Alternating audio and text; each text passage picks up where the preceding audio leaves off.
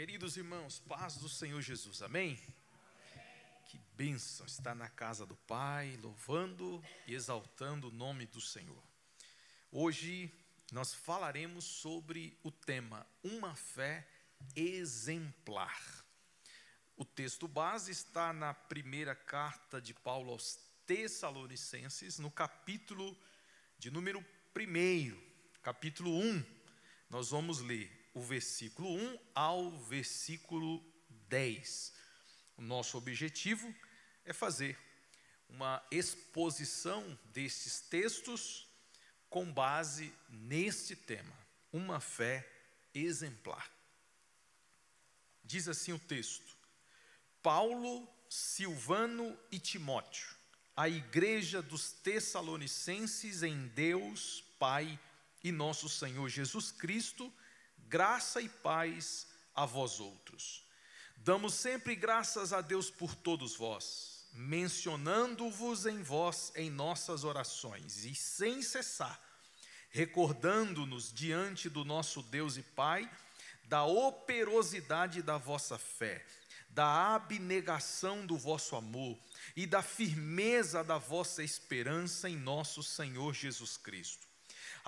Reconhecendo, irmãos amados de Deus, a vossa eleição, porque o nosso evangelho não chegou até vós tão somente em palavra, mas sobretudo em poder no Espírito Santo e em plena convicção, assim como sabeis ter sido o nosso procedimento entre vós e por amor de vós. Com efeito, vos tornastes imitadores nossos e do Senhor, tendo recebido a palavra, posto que em muito ou em meio de muita tribulação, com alegria do Espírito Santo, de sorte que vos tornastes o modelo para todos os crentes na Macedônia e na Acaia. Porque de vós repercutiu a palavra do Senhor, não só na Macedônia e Acaia, mas também por toda sorte se divulgou a vossa fé, para com Deus, a tal ponto de não termos necessidade de acrescentar coisa alguma. Pois eles mesmos, no tocante a nós, proclamam que repercussão teve o nosso ingresso no vosso meio, e como, deixando os ídolos, vos convertestes a Deus, para servirdes o Deus vivo e verdadeiro, para guardardes dos céus o seu Filho, a quem ele ressuscitou dentre os mortos, Jesus, que nos livra da ira vindoura. Graças a Deus. Você pode dizer um amém aí? Amém. Amém por esta palavra. Nós vamos então falar um pouco sobre esse assunto, uma fé exemplar. Por que a igreja de Tessalônica, ela foi conhecida por toda a Macedônia e Acaia? Por conta da sua fé. Essa fé exemplar dos tessalonicenses, ela nos ensina muitas coisas. E nós vamos falar sobre esses aspectos. A igreja de Tessalônica, ela começou imitando a Cristo e os seus servos. Paulo, ele testifica dizendo que a igreja o imitava. Essa imitação, ela gerou algo muito poderoso. E o que essa imitação gerou? Gerou discípulos exemplares. Porque na medida que você imita a Cristo, sua fé torna-se padrão e exemplo para outros. Você começa imitando e depois você se torna padrão. Você começa imitando e depois você se torna modelo. Então nós estamos falando de um processo, de uma igreja nova, recém-plantada por Paulo, e agora crescendo. E o crescimento dessa igreja foi tão poderoso que toda a região da Grécia, Macedônia e Acaia reconheceram, atestaram a conversão verdadeira daquela igreja. Isto por quê? Porque uma fé verdadeira gera uma igreja verdadeira. Uma fé verdadeira gera uma conversão verdadeira. E por isso, essa igreja de Tessalônica tornou-se modelo. Modelo do quê? De uma fé ativa, de um amor abnegado e de uma esperança firmada em Jesus Cristo. Então é sobre estes aspectos e estas marcas que queremos falar aqui nesta noite, ok? Vamos lá. A igreja de Tessalônica, quem foi que plantou essa igreja? Paulo, na sua segunda viagem missionária, em Atos 17, você pode encontrar, o texto diz que Paulo, ele estava junto com o seu companheiro de viagem Silas. Silas é conhecido e chamado aqui em Tessalônica de Silvano. Silvano e Silas ou são as mesmas pessoas, a mesma pessoa. Atos capítulo 17, versículo 1, o texto fala que Paulo estava chegando em Tessalônica junto com Silas, e ele ficou três sábados, falando do Evangelho, das Escrituras e expondo as Escrituras naquela sinagoga. Então, durante todo este tempo, o versículo 4 diz que muitas pessoas, uma numerosa multidão de gregos, piedosos e muitas mulheres distintas se converteram ao Evangelho. Nós imaginamos que Paulo não ficou em Tessalônica apenas 3 semanas. 3 semanas ele ficou debatendo na sinagoga. Porém, nós entendemos, os teólogos acreditam que Paulo ficou muito mais tempo dentro daquela cidade, pregando o Evangelho de Cristo, como ele mesmo afirmou no capítulo 1 de Tessalonicenses, que nós lemos. Um evangelho de poder e de transformação que ele pregou naquele lugar. E por causa deste evangelho poderoso que Paulo trouxe àquela igreja, aquele povo foi edificado num alicerce firme, num alicerce forte, chamado Jesus Cristo. Então Paulo estava na companhia de Silas e também do seu discípulo amado Timóteo, porque na segunda viagem missionária, Timóteo também ingressou nessa companhia de Paulo. Então, nós temos a igreja de Tessalônica, edificada pelo apóstolo Paulo e Silas e Timóteo.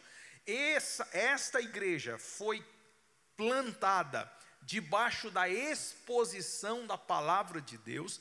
Essa igreja ela não foi plantada pela vontade de Paulo, essa igreja não foi plantada por causa de emoções humanas ou ambições humanas. Essa igreja foi plantada porque naquele lugar a Bíblia foi o trono de Deus naquele ambiente. A palavra de Deus foi pregada naquele lugar. E aonde há uma pregação verdadeira do Evangelho de Cristo, se estabelece igreja, se estabelece povos convertidos pelo poder da mensagem do Evangelho. Quem foi que pastoreou essa igreja durante algum tempo? O próprio Timóteo. Paulo, ele planta a igreja junto com Silas e Timóteo, ele continua a sua viagem missionária, e depois Paulo envia Timóteo para lá, para pastorear a igreja. Isso a gente encontra lá na carta aos Tessalonicenses, no capítulo 1, no capítulo 3, melhor dizendo, no versículo 2 e no versículo 6. Olha só. Enviamos o nosso irmão Timóteo, ministro de Deus no Evangelho de Cristo, para, em benefício da vossa fé, confirmar-vos e exortar-vos. Olha que coisa interessante, né? Paulo edifica a igreja na palavra de Deus e ele manda Timóteo, ministro de Deus, para aquele lugar, para benefício da vossa fé. Isso significa que se a igreja de Tessalônica tinha uma fé exemplar, Timóteo tinha participação nisso. Se a igreja de Tessalônica tinha uma fé exemplar para todos, com certeza o pastor Timóteo contribuiu com isso, porque ele era ministro do Evangelho. E quem é um ministro do Evangelho autêntico, desperta na igreja uma fé exemplar. Porque a fé exemplar, ela nasce de uma exposição bíblica. Uma fé exemplar, ela nasce de uma pregação do Evangelho de Cristo Jesus. Versículo 6. Agora, porém, com o regresso de Timóteo, vindo do vosso meio. Então veja, Timóteo foi enviado, pastoreou a igreja durante um tempo, agora Timóteo volta para Paulo, e o texto fala, trazendo-nos boas notícias da vossa fé. Então veja que coisa linda. Timóteo, ele é enviado, ele ensina a igreja, pastoreia a igreja, prega para a igreja, discipula a igreja. A fé deles torna-se tão alicerçada e poderosa nas Escrituras, que agora Timóteo volta para Paulo trazendo boas notícias. E as boas notícias que Timóteo trazia era: a fé daquele povo é um exemplo, o amor daquele povo é um exemplo. Eles, aquela igreja tão nova e tão alicerçada, tão nova e tão amante da palavra, tão nova e tão crescente no Evangelho de Cristo.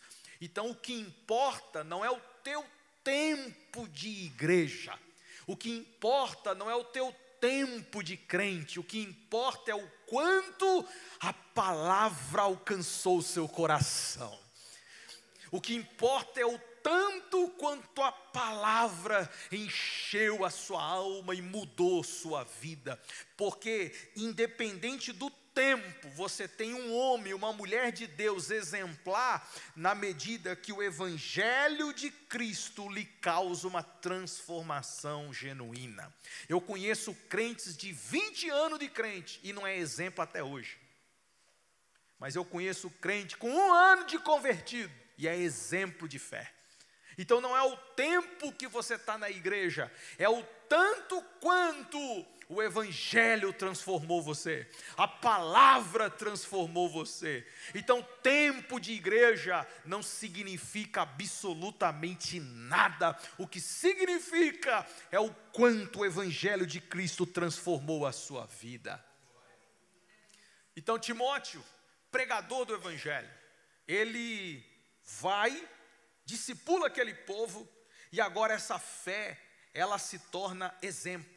Só que não foi apenas a fé de Tessalônica que tornou-se exemplo. Nós vamos encontrar as marcas dessa igreja. Olha só, versículo 3, acompanhe na sua Bíblia, 1 Tessalonicenses, versículo 3, com a sua caneta. Eu sei que você trouxe caneta, porque eu sempre falo para você trazer, né? Você vai marcar na sua Bíblia aí. A primeira marca da igreja de Tessalônica, no versículo 3, fala assim, ó: recordando-nos diante do nosso Deus e Pai. Primeiro, marca aí, da operosidade da vossa fé. Talvez a sua versão diga do trabalho da vossa fé. Então, a fé é a primeira marca. Circule fé e coloque primeira marca. Segunda marca, abnegação do vosso amor. Amor, segunda marca. E da firmeza da vossa esperança. Esperança, a terceira marca. Então, aquela igreja de Tessalônica era exemplo. Exemplo no quê? Primeiro, na fé. Segundo, no amor. Terceiro, na esperança. Estas 3 marcas fundamentais da igreja. E como surgiram estas marcas? Pela pregação do Evangelho. Nunca se esqueça, não existe fé operante, ativa, não existe trabalho, não existe amor abnegado, não existe esperança firme, se não tiver a exposição das Escrituras, a pregação do Evangelho de Cristo. Então a igreja de Tessalônica tinha essas 3 marcas. Agora me permita falar com vocês um pouco sobre estas 3 marcas de forma distintas, separadas, ok? Vamos lá. Primeira marca, a operosidade da fé. A palavra traduzida como operosidade significa trabalho. O termo grego aí, ergon, ou ergon, significa obra, ação prática. Significa esforço produtivo. Então Paulo está dizendo o seguinte: eu me recordo diante de Deus o trabalho da sua fé, a prática da sua fé, a forma como a sua fé se manifesta, a forma como a sua fé produz. Então nós estamos falando de uma fé ativa, de uma fé produtiva. Como eu sei que a minha fé é produtiva? Como eu sei que a minha fé ela é ativa? Tiago responde isso no capítulo 2 e no versículo 17. Qual é a resposta de Tiago para eu saber se a minha fé é produtiva ou improdutiva? Se é ativa ou inativa? Tiago responde da seguinte maneira: assim também a fé, se não tiver obras, por si só, ela é morta. Como eu sei se a minha fé, ela é como a igreja de Tessalônica, ativa? Como eu sei que a minha fé, ela pode ser exemplo para as pessoas? Se a minha fé é uma fé viva e não uma fé morta. Uma fé morta é uma fé apenas de palavras e não de ações. Uma fé ativa, ela necessariamente é manifesta por meio das obras. Por isso que sem fé é impossível agradar a Deus. Porque se eu digo que tenho fé, mas minhas obras, minhas práticas dizem o contrário do que eu estou falando, o nome disso é hipocrisia, falsidade. Eu falo uma coisa e faço outra. Aquilo que eu falo não condiz com aquilo que eu sou. Aquilo que eu falo não condiz com aquilo que eu faço. Uma vez Jesus, Israel, chamou os seus discípulos e falou assim para eles: ó, tá vendo os fariseus? Sim, pode obedecer tudo que eles falam, porque o que eles falam está tudo certinho, mas não façam o que eles fazem, porque a fé deles é uma fé morta, não é uma fé viva. Porque uma fé viva, você fala aquilo que condiz com o que você vive, suas obras condizem com aquilo que você prega, sua teologia prática, que a gente chama isso de a praticidade, é condizente com aquilo que você vive. Então, o que Paulo está ensinando? Que a igreja de Tessalônica era uma igreja com uma fé ativa, cujas obras eram obras vivas, de caridade, solidariedade. Aquela igreja, uma igreja que recebia missionários, que enviava missionários, que cuidava dos irmãos, que cuidava das pessoas. Essa é uma fé ativa. Gálatas capítulo 5, versículo 6. Gálatas 5, 6 diz assim: porque em Cristo Jesus, nem a circuncisão e nem a incircuncisão tem valor algum, mas sim a fé que atua pelo amor. Meu Deus do céu, se eu fosse você, eu riscava na sua Bíblia essa expressão: a fé que atua pelo amor. Como a fé atua, pastor? pelo amor. O amor é a ponte que conecta aquilo que você crê com aquilo que você faz. É o amor que revela aquilo que você crê, para que as pessoas entendam e acreditem que sua fé é verdadeira. Uma fé verdadeira é manifestada pelo amor.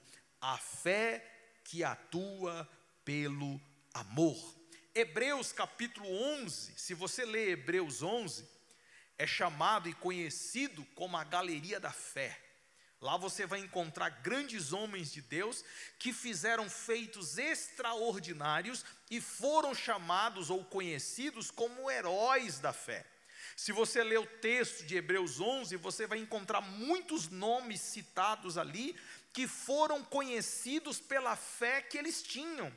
Mas você não vai encontrar ali uma fé morta, uma fé desprovida de obras. Não, você não vai encontrar. Pelo contrário, você vai encontrar Abraão que obedeceu, porque fé não é desprovido de obediência. Veja, eu creio que Deus me falou, e eu obedeço me movendo de onde eu estou. Isso é fé com obras.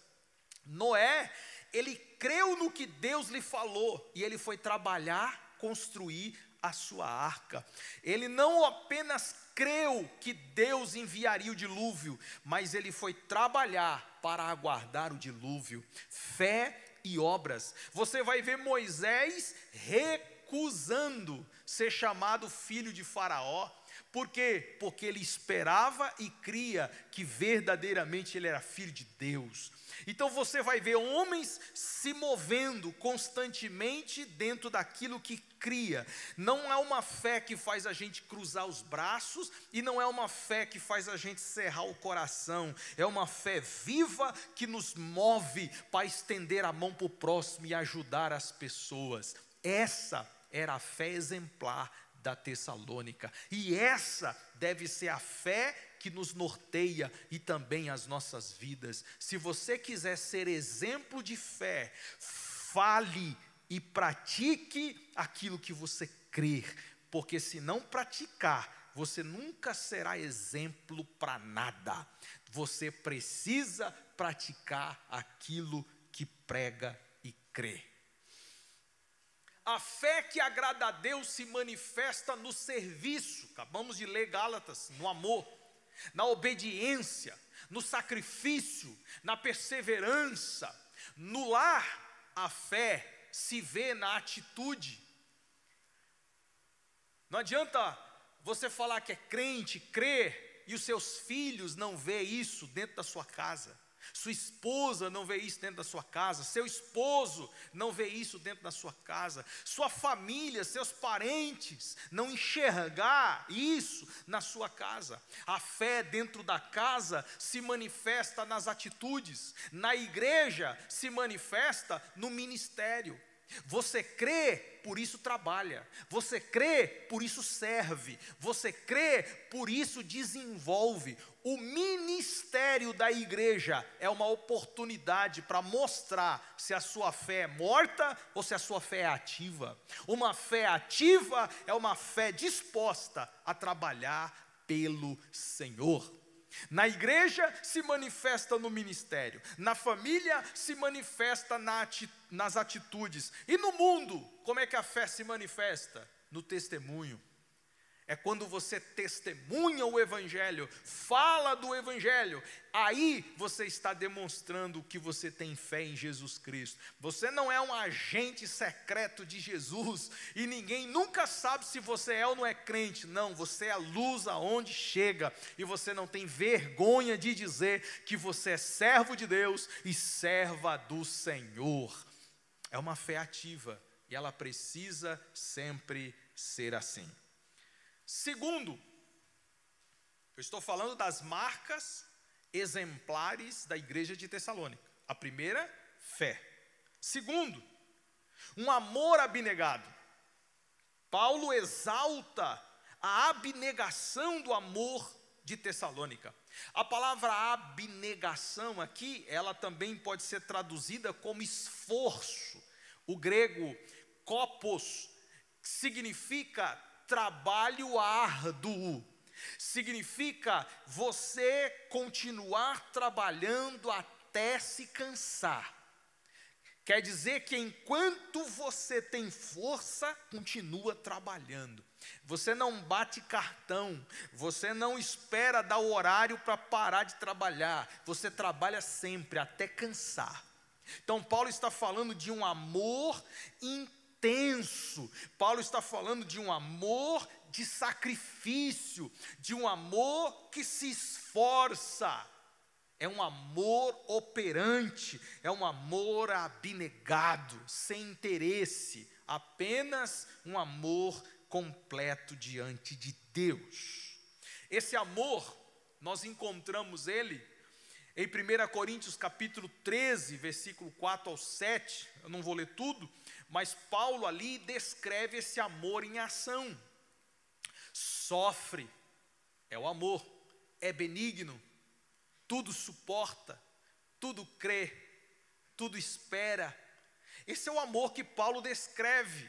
Um amor abnegado, ele suporta as coisas, suporta às vezes mentiras, suporta às vezes calúnia, suporta às vezes até traições. Esse é o amor de Deus. O amor humano busca vingança. O amor humano é frágil, é fraco. O amor humano se destrói com muita rapidez. O amor humano vira ódio em questão de minutos. Agora o amor de Deus, o amor ágape, é o amor sincero, é o amor real que Deus derramou dos nossos corações. João capítulo 13, 34 fala: nisto conhecerão os que sois meus discípulos. Como? Se tiver amor uns para com os outros. Então Cristo está dizendo que a marca registrada de um discípulo é o amor. A marca de uma igreja exemplar é o amor. Se a igreja demonstra o amor de Cristo pelas obras, essa igreja é uma igreja de fé exemplar, é uma igreja de amor abnegado. 1 João 3,18, filhinhos, não amemos de palavra, nem de língua, mas por obras e em verdade. O amor cristão verdadeiro, o amor cristão de Jesus, é o amor manifesto pelas obras na verdade. Não é um amor fingido apenas de palavra, não é um amor apenas de língua, é um amor verdadeiro e alicerçado na verdade. Esse é o amor que Paulo está exaltando na igreja de Tessalônica. O bom samaritano, ele demonstrou esse amor sacrificial, ele demonstrou esse amor prático. Ele saiu de onde estava indo, foi até o homem caído, pegou o homem caído, levou para a estrebaria, cuidou dele, pagou as dívidas dele e agora ele volta para a sua viagem, deixando aquele homem em bom estado. Esse é o amor da igreja, é o amor de Jesus, é o amor do cristão. Paulo diz o texto em 2 Coríntios 11, 27 e 28, 1 Tessalonicenses 2, do 7 ao 9, que ele trabalhava com fadiga e esforço por amor às igrejas. Paulo, ele dava vida pela igreja. Paulo, ele fazia de tudo pela fé e pela casa do Senhor. Isso é amor sacrificial. E quando a gente fala de amor sacrificial, não dá para deixar de fora o maior de todos, Jesus. Jesus nos amou tanto que deu a sua vida por nós. Jesus nos amou tanto que ele se sacrificou por cada um de nós. Jesus, ele lavou os pés dos discípulos para mostrar que eles devem amar uns aos outros. A igreja precisa entender que somos irmãos uns dos outros. A igreja precisa entender que o amor se manifesta na prática, o amor se manifesta nas atitudes e não apenas em palavras. Não adianta fazermos bons discursos sobre o amor, bons ensinos sobre o amor, pregar sobre o amor, fazer conferências de amor, mas não se manifestar no dia a dia da nossa vida. Amor se manifesta na prática. Amar vai além de sentimentos, requer ação, tempo e renúncia. Veja, não é só o que eu sinto. Eu sinto algo pelo meu irmão. Não. Esse não é o amor cristão. O amor cristão, ele requer ação, tempo e renúncia. É o tanto quanto você está disposto a renunciar seu bem-estar, sua própria vida para ajudar outro. É o tanto quanto você vai gastar do teu tempo que você poderia estar investindo nas tuas coisas para atender a alguém, ajudar alguém. Isso é amor. Amor é o tanto quanto você age em favor do próximo, a exemplo do bom samaritano. Não é o tanto quanto você age para si, mas é o tanto quanto você age para os outros. Meus irmãos, esse discurso parece para o mundo um tanto maluco, um tanto doido. Como é que eu vou abrir mão do que eu quero para ajudar os outros? Como é que eu vou abrir mão da minha vida para ajudar a vida dos outros? Como é que eu vou abrir mão do meu tempo para investir tempo na vida dos outros? Nesse mundo egoísta, onde cada um corre para seus próprios bens e interesses, esse mundo egoísta, onde as pessoas só pensam no seu próprio umbigo. Como pensar e refletir nessas palavras? Por isso, o Evangelho de Cristo não dá para ser vivido na intelectualidade. O Evangelho de Cristo tem que ser vivido na prática. Só quem vive este Evangelho na prática, vive um Evangelho autêntico e verdadeiro. Conversão se dá pelo tanto da prática que o Evangelho causou na sua vida. Nós temos muitos teólogos de internet hoje, nós temos muitos teólogos de teoria hoje, mas quando o assunto é prática, aí as pessoas ficam devendo. Nós precisamos, queridos, e eu me incluo nisso, viver o Evangelho da toalha, viver o Evangelho da bacia, viver o Evangelho do lavar os pés, viver o Evangelho do amor e da prática, porque é assim que Jesus nos chamou para viver. O amor que não cansa de servir, que perdoa, que suporta os outros, é o reflexo da maturidade cristã. Porque se você não é capaz de perdoar, você ainda é imaturo na fé, você ainda não se tornou exemplo e nem padrão. Porque se torna exemplo e padrão de fé quem é capaz de perdoar o próximo. Mas o fulano me magoou, mas o fulano fez não sei o que comigo. Não me interessa, o Evangelho ensina a perdoar. Se você tem uma fé viva e ativa, perdoe. Se você não consegue perdoar hoje, perdoe um pouquinho de cada vez, mas vai lutando até você perdoar por completo. Esse é o amor que o Evangelho de Cristo nos ensina. É o amor que nos leva a perseverar, mesmo em meio à ingratidão e até à oposição. É um Evangelho que nos ensina a amar um amor abnegado. Terceiro lugar, firmeza na esperança. Então, qual é as marcas da igreja? Operosidade da fé, fé ativa. Abnegação do amor, amor sacrificial. Terceiro, firmeza da vossa esperança, uma esperança firme. A palavra traduzida aqui como firmeza, ela significa perseverança. Então, Paulo está falando de uma esperança que dura, uma esperança que persevera, uma esperança que não tem fim. Quando o assunto é esperança, e nós estamos falando na esperança da vinda de Cristo, essa esperança, Paulo ele cita no versículo 10 que nós lemos do capítulo 1. Acompanhe no versículo 10 para vocês verem, no capítulo 1 de Tessalonicenses. Olha, para aguardardes dos céus o seu Filho. Aguardar Jesus é esperança, a quem ele ressuscitou dos mortos, que nos livra da ira vindoura. É dessa esperança que Paulo está falando. A esperança do Filho, a esperança de Cristo, que um dia ele vai voltar. Essa esperança.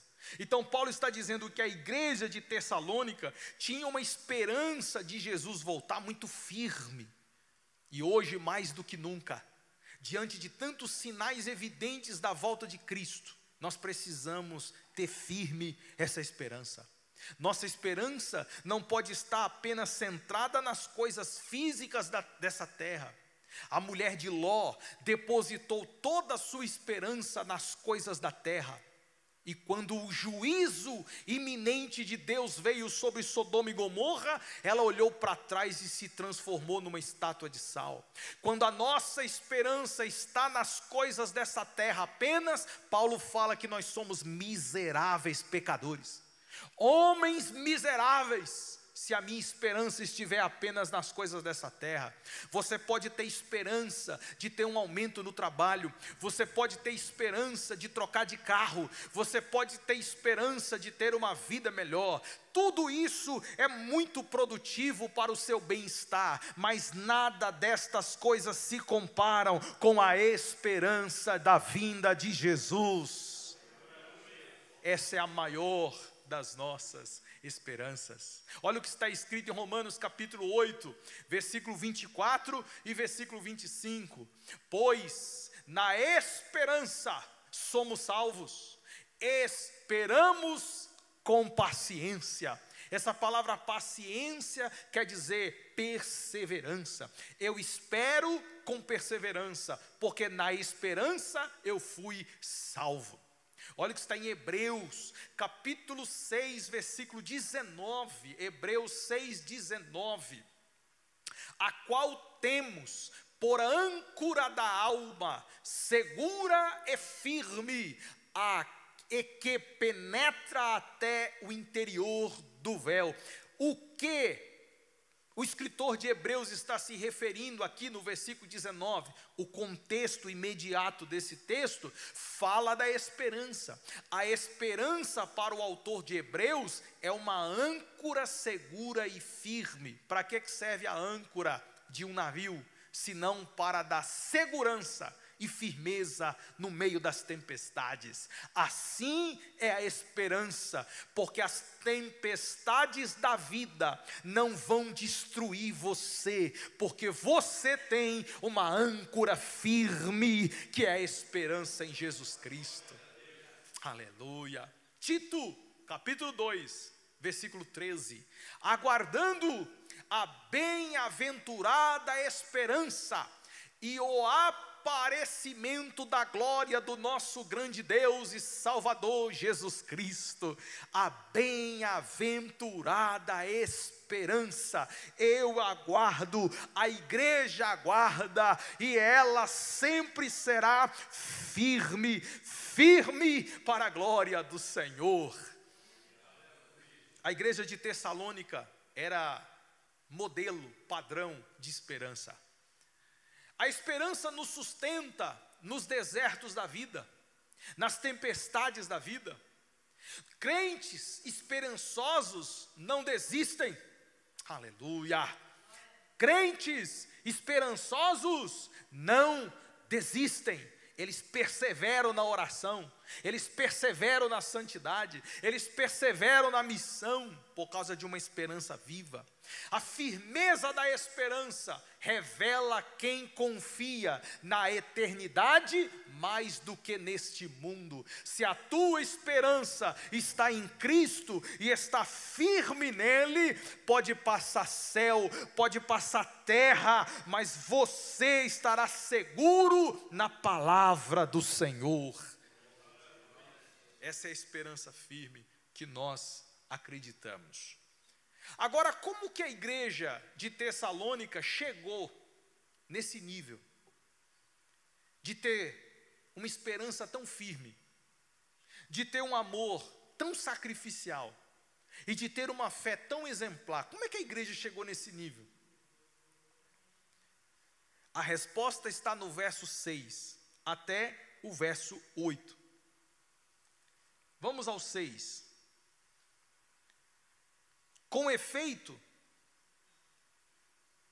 não, deixa eu ler um texto antes, para ficar um entendimento melhor. Verso 5. Porque o nosso evangelho não chegou até vós somente em palavra, mas, sobretudo, em poder no Espírito Santo e em plena convicção, assim como sabeis ter sido o nosso procedimento entre vós e por amor de vós. Importante, gente. Como é que a igreja chegou nesse nível de fé, esperança e amor? A partir do verso 4, o apóstolo diz que o evangelho de Cristo chegou naquela igreja com poder e demonstração do Espírito. Como é que a igreja cresceu? Como é que a igreja evoluiu? Porque na igreja tinha um evangelho poderoso sendo pregado. Aleluia. Como a igreja cresceu, como a igreja se tornou exemplo. A pergunta é, como eu cresço? Como é que a minha fé pode se tornar exemplo? Como é que eu posso ser um exemplo na minha família? Como é que eu posso ser um exemplo na sociedade, no meu trabalho? Como eu, como cristão, posso me tornar um exemplo, um padrão, um modelo para as pessoas? Você precisa, você deve entender, viver o evangelho de Cristo. Aprender o evangelho de Cristo. Esse evangelho poderoso, porque ele é poderoso, porque ele transpassa a teoria e ele alcança a prática. Um evangelho que não é poderoso é um evangelho que só te traz informação. E o evangelho não veio te trazer apenas informação, o evangelho veio te trazer transformação. Um evangelho que apenas informa é um evangelho incompleto. Um pregador que apenas traz informação é um pregador incompleto. Por isso Paulo estava dizendo, eu não vim trazer vocês só palavras, informações, eu vim trazer para vocês poder e demonstração do Espírito. O evangelho divino, o evangelho de Deus, é um evangelho que transforma através da manifestação do poder do Espírito Santo. Agora no verso 6, com efeito, ou seja, porque eu trouxe até vocês um evangelho poderoso, vocês se tornaram imitadores, nossos e do Senhor. E deixa eu destacar isso. Primeiro ele fala nossos e depois ele fala do Senhor. Então vamos lá. Paulo, ele prega o evangelho. Agora a igreja de Tessalônica, através da exposição do evangelho, eles, os crentes da igreja, se tornam imitadores. Imitadores de quem? Primeiro, dos pais espirituais, dos pais apostólicos, dos pastores que lhe pregaram o evangelho, e depois, de Cristo. E eu não estou falando que essa é a ordem a ser seguida na prática, não estou falando isso. Eu estou falando que não dá para desassociar o pregador da mensagem. Não dá para desassociar o pastor de Cristo. Porque se você tiver uma desassociação daquele que te ensina, do Cristo que ele ensina, isso significa que este também não é modelo para você seguir. Se você não puder confiar no pastor que vos prega e seguir o seu exemplo, este pastor não pode ser seu pastor. Porque o pastor que ensina precisa ser modelo. O pastor que ensina precisa ser exemplo, porque senão ele não tem autoridade para ensinar. Então a igreja imitava os pastores, porque os pastores traziam uma mensagem verdadeira, autêntica, e eles conseguiam enxergar tudo aquilo que eles pregavam na vida deles. Ser imitadores de quem prega, porque quem prega, prega debaixo de reverência e de graça. 1 Coríntios capítulo 11, versículo 1, Paulo fala assim, sede meus imitadores. como também eu sou de Cristo. Olha que coisa, hein? Por que vocês podem me imitar sem medo? Paulo dizia, porque eu sou um imitador de Cristo. Se você entende que o líder, que o ministro, que o servo de Deus é um imitador de Cristo, pode imitá-lo. Mas se você perceber que as atitudes dele não imitam a Cristo, não o imitem. Porque se você imitá-lo, você estará desobedecendo a Cristo. Então Paulo tinha segurança no que ele falava, porque, gente, vocês podem me imitar, porque eu sou um imitador de Jesus Cristo. Efésios capítulo 5, versículo 1 e 2. Sede, pois, imitadores de Deus, como filhos amados, e andai em amor, como também Cristo nos amou. Então Paulo, ele manda imitar ele, e ele também manda imitar a Deus. 1 Pedro capítulo 2, versículo 21 e 23. 1 Pedro 2, 21 e 23. Cristo padeceu por vós, deixando-vos o exemplo, para que sigais os seus passos. Imitar a Cristo é seguir o exemplo dele. Imitar a Cristo é seguir os passos dele. Se Cristo sofreu, vamos também sofrer. Se Cristo padeceu, vamos também padecer. Porém, se Cristo venceu, vamos também vencer. Foi isso que ele disse. No mundo vocês vão ter aflições. Fique tranquilo, eu venci o mundo. E essa promessa, ele também nos deixa. Nele somos mais que vencedores. Modelo de fé. Agora a gente vai partindo para a conclusão. No capítulo 1, no versículo 6, o que a igreja fez de forma intensa depois que o evangelho chegou a eles? Imitar a Jesus. A imitação deles gerou no versículo 8, um modelo a ser seguido. Isso aqui você precisa entender, isso aqui é a chave do negócio. Olha só, o evangelho chegou até eles, e eles começaram a imitar Cristo, imitar os apóstolos. E na medida que eles foram imitando, na medida que eles foram vivendo uma fé prática, eles, a igreja, se tornaram modelo, padrão, excelência. Sabe aquele funcionário novo que chega na empresa, aí daqui a pouco o patrão ou alguém nomeado começa a ensinar para ele as coisas? Fala assim, um negócio é assim, assim, assim, isso aqui você tem que usar desse jeito, pá. Ele vai pegando, tá. Com 3, 4 meses de empresa, ele já é o melhor funcionário. Com 3, 4 meses de empresa, ele já virou referência de vendas. Ele já virou referência de comportamento. Aí os funcionários antigos começam a ficar tudo com inveja. Falando mal pelos cotovelos, na reunião, nos corredores. Ele chegou agora e já está na frente de todo mundo. Olha lá. Chegou agora, é ou não é? Qualquer semelhança.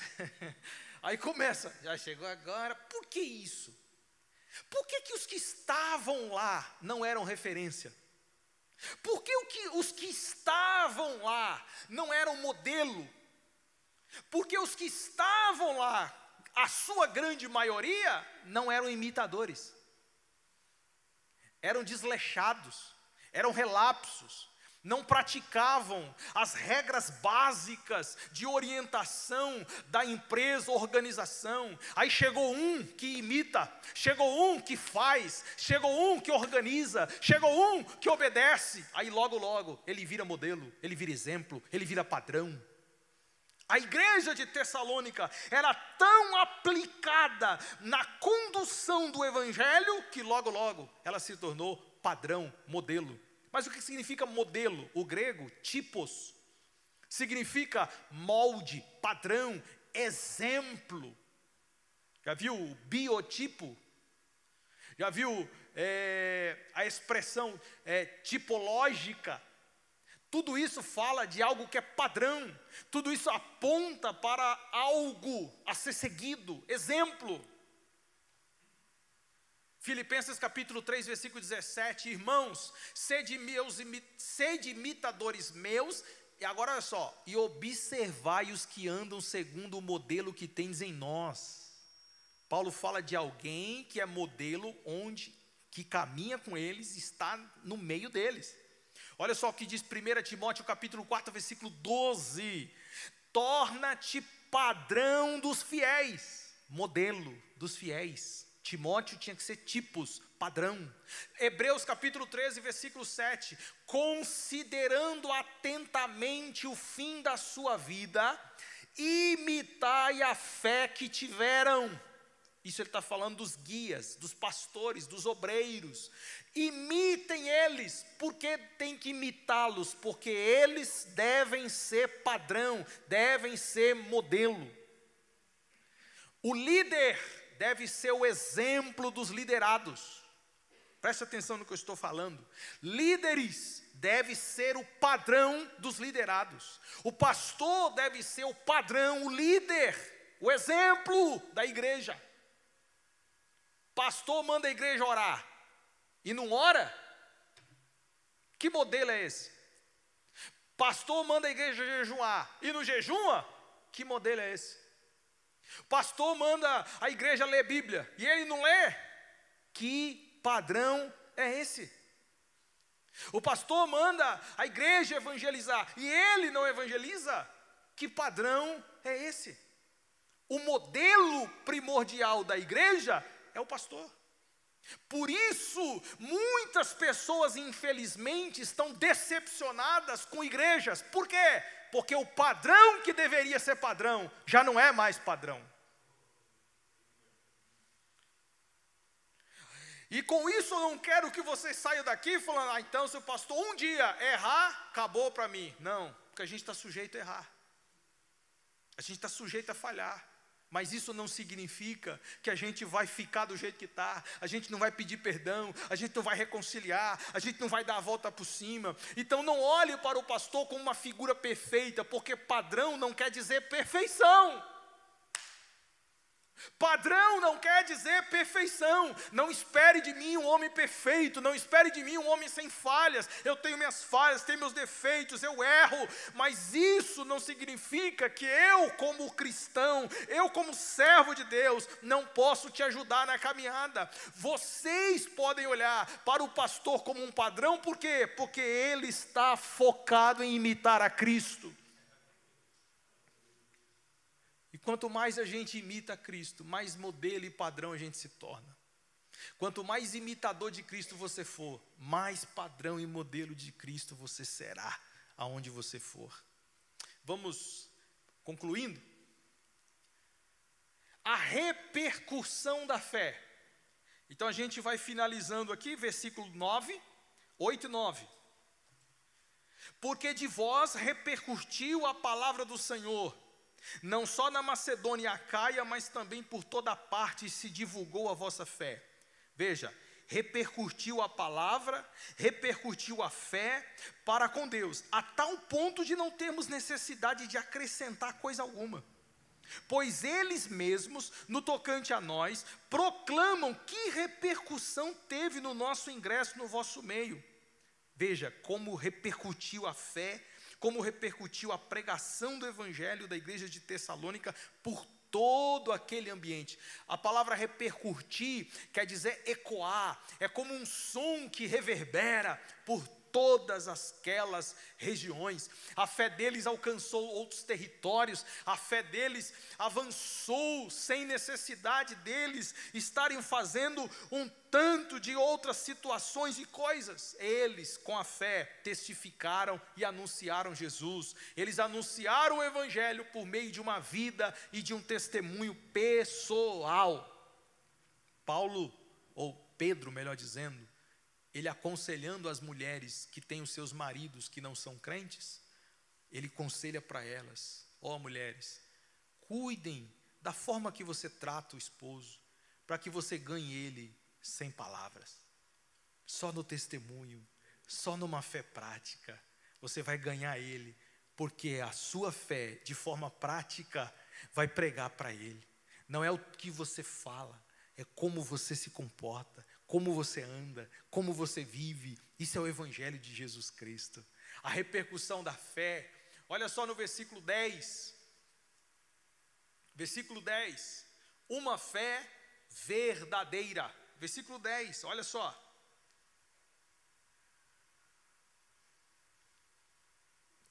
A parte B do 9 até o 10, parte B.